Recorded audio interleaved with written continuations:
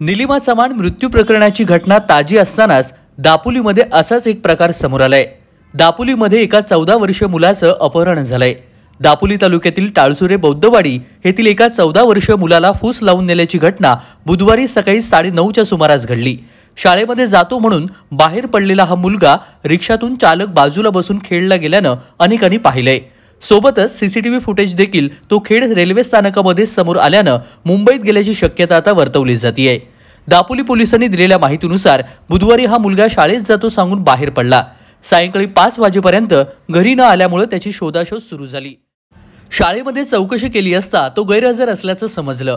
पालकांनी त्याचे मित्र सोबतच नातेवाईकांकडे चौकशी केली असता तो कुठेही आढळलेला नाहीये, म्हणून दापोली पोलीस स्थानकामध्ये अज्ञाताविरुद्ध फिर्याद दाखल करण्यात आली आहे। परिसरात चौकशी केली असता हा मुलगा सकाळी एका रिक्षामध्ये चालकाच्या बाजूला बसून खेडकडे जाताना काही लोकांनी पाहिल्याचं सांगितलंय।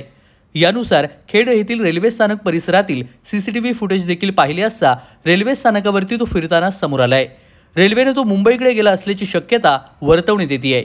या प्रकरणी दापोली पोलीस स्थानकामध्ये गुन्हा दाखल करण्यात आलेला आहे आणि दापोली पोलीस या सगळ्या संदर्भात पुढील तपास सुरू आहे। कोकण कट्टा लाईव्ह, दापोली।